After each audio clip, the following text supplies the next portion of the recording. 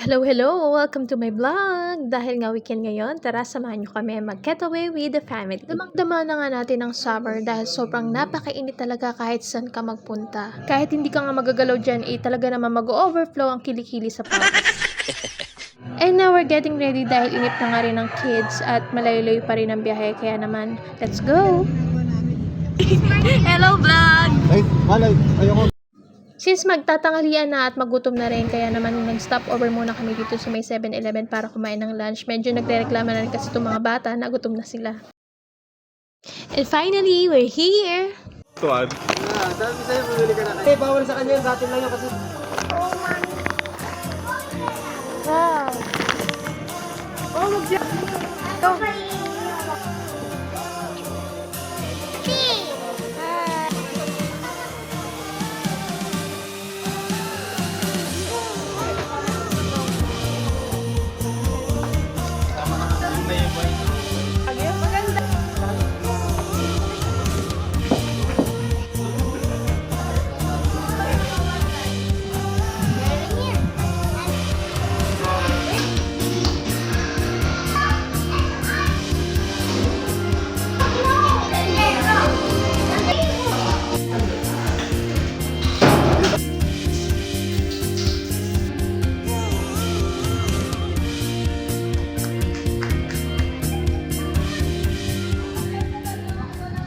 Past 1 PM na nung makarating kami sa aming destination, kaya naman sobrang init at tirik na tirik yung araw. Kaya naman ito si husband, hindi niya na natiis, kaya naman napag-swimming na siya.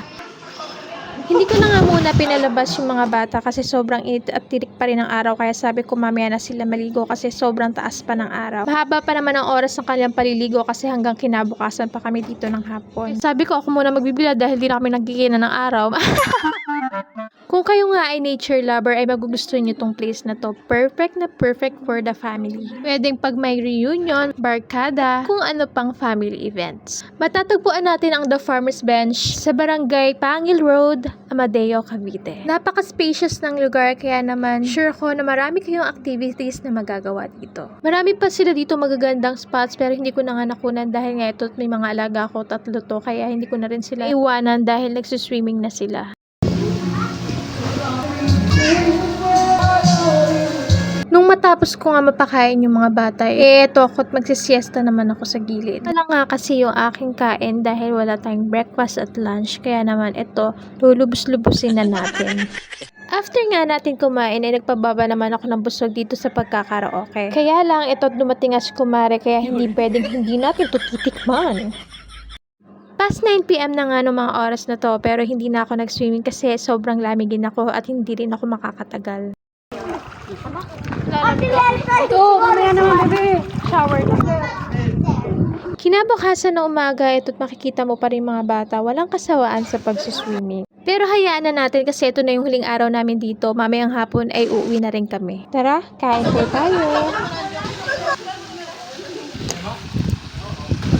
After ko nga makakain ay sinamahan ko na rin yung mga bata maligo dito sa pool. Hindi nga rin ako nakaligo kagabi kaya sabi ko ngayon ako magtatampisaw.